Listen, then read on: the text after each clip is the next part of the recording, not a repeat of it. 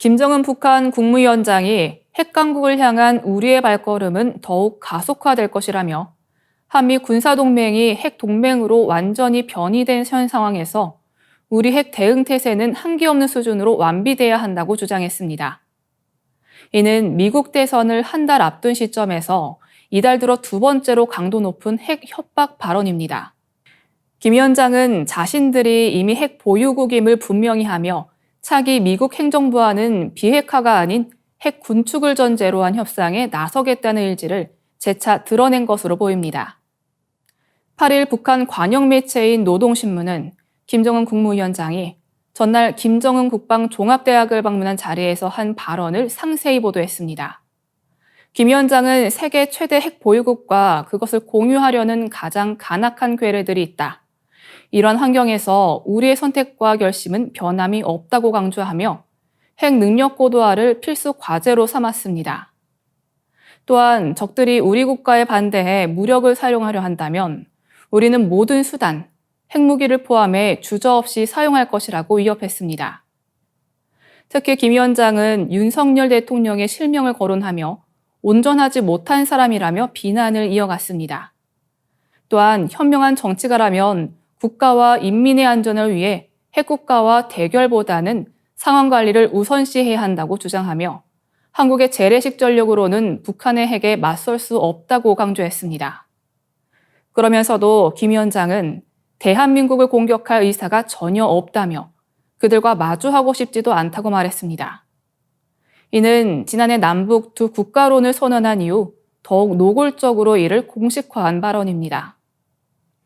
우리 정부는 이번 회의를 통해 북한이 핵 무력 정책을 헌법에 반영했을 것으로 판단하고 있습니다.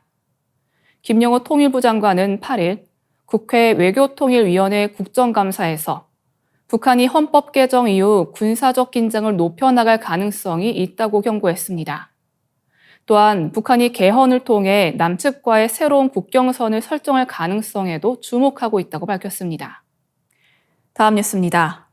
올해 노벨 화학상은 단백질의 구조와 기능을 예측하는 인공지능을 개발한 과학자들에게 수여됐습니다. 스웨덴 왕립과학원 노벨위원회는 9일 미국 워싱턴대 데이비드 베이커 교수, 구글 딥마인드의 데미스 허사비스 최고 경영자, 딥마인드 수석연구원 존 점퍼를 노벨 화학상 수상자로 선정했다고 발표했습니다. 베이커 교수는 단백질 예측 및 설계를 위한 AI 시스템 로제타 폴드를 개발한 공로를 인정받았으며 허사비스와 점퍼는 단백질 3차원 구조와 기능을 예측하는 알파 폴드 개발로 주목받았습니다.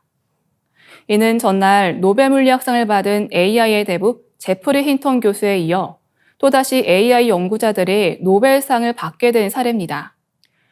노벨위원회는 베이커 교수가 단백질 설계에 기여한 점과 허사비스 및 점퍼의 단백질 구조 예측 연구를 높이 평가하며 수상 이유를 밝혔습니다. 베이커 교수는 2003년 기존에 없던 새로운 단백질을 설계하는 데 성공하며 단백질 설계의 세계적 권위자로 자리매김했습니다. 한편 허사비스와 점퍼는 2020년에 AI 모델 알파폴드2를 발표하며 2억 개가 넘는 단백질 구조를 예측할 수 있는 기반을 마련했습니다. 노벨위원회는 단백질 구조 예측 및 설계는 인류에게 큰 혜택을 제공할 것이라며 이번 수상의 중요성을 강조했습니다. 한편 딥러닝의 대부로 불리는 제프리 힌턴 교수도 AI 연구 분야에서 큰 영향을 끼친 인물로 오픈 AI, 구글, 메타 등 주 AI 기업의 과학자들에게 깊은 영향을 주었습니다. 힌턴 교수는 2012년 구글 브레인에 합류해 AI 개발에 기여했으며 그의 제자인 일리아 슈츠케버는 오픈 AI의 공동 창업자로 활약하고 있습니다. 슈츠케버는 최근 오픈 AI에서 샘 올트먼 CEO 축출을 주도한 인물로 알려져 있습니다. 힌턴 교수는 지난해 구글을 떠난 후 AI가 통제 불능 상태로 발전할 경우 인류의 미래에 위협이 될 수 있다는 경고를 여러 차례 내놓았습니다. 8일 수상 발표 진행된 기자 간담회에서도 그는 AI는 산업혁명에 비견할 만한 변화이며 인간의 지적 능력을 뛰어넘을 수 있다고 밝혔습니다. 그러나 동시에 AI의 통제불능 상태에 대한 위험을 우려해야 한다고 경고했습니다. 다음 뉴스입니다. 넷플릭스의 요리 서바이벌 프로그램 흑백 요리사가 홍콩과 대만에서 큰 인기를 끌고 있습니다. 9일 홍콩의 종합지 명보와 대만의 중국시보는 전날 종영한 흑백 요리사의 최종 우승자와 관련된 신드롬을 보도하며 현재 요식업계와 엔터테인먼트 업계의 분발을 촉구하는 분석 기사도 함께 실었습니다. 홍콩 명보는 일반 요리사의 하극상이라는 제목의 기사에서 자칭 나폴리 마피아라 불리는 신인 요리사 권성준이 2010년 아이언 셰프 우승자 에드워드 리를 꺾고 3억 원의 상금을 차지했다고 보도했습니다. 에드워드 리는 한국식 떡볶이를 디저트로 재해석한 반면 권성준은 양고기 이탈리아 라비올리를 선보이며 전통과 혁신의 대결을 펼쳤다고 상세히 전했습니다. 대만의 중국시보는 흑백 요리사가 9월 중순 넷플릭스에서 방영된 직후부터 한국, 대만, 싱가포르, 홍콩 4개 지역에서 1위를 차지했고 전 세계 28개 지역에서 톱10에 진입했다고 보도했습니다. 넷플릭스는 이 프로그램이 3주 연속 비영어권 시리즈 중 시청수 기준 1위를 기록했다고 발표했습니다. 한편 홍콩의 유명 칼럼니스트 위안미창은 기고문을 통해 현지 요식업계의 분발을 촉구했습니다. 그는 한국 요리는 이제 프랑스, 이탈리아, 중국, 일본과 함께 세계 5대 요리로 자리매김했다며 세계 정상급 셰프라면 한국 요리 기술을 반드시 익혀야 할 것이라고 평가했습니다. 또한 이 프로그램으로 인해 한국의 식당들이 세계적으로 유명해지고 있으며 많은 사람들이 한국을 여행해야 할 이유가 하나 더 생겼다고 강조했습니다.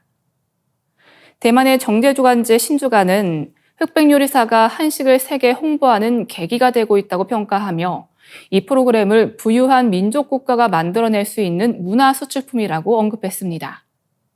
그러면서 대만이 과연 이러한 조건을 갖추고 있는지 자문하며 미식에 대한 사회적 공감대 형성이 필요하다는 점을 강조했습니다. 한편 흑백 요리사는 중국에서도 큰 인기를 끌고 있습니다. 중국 동영상 리뷰 사이트 더우반에서는 9일 현재 평점 8.7을 기록하고 있으며 이는 오징어 게임의 7.7을 뛰어넘는 수치입니다. 그러나 중국 내에서 넷플릭스 이용이 금지되어 있어 VPN을 이용한 우회 접속이나 불법 경로를 통해 시청하는 경우가 대부분입니다. 더 많은 지구촌 개벽 소식이 궁금하시면 STV 상생방송 유튜브 채널을 구독해 주시기 바랍니다.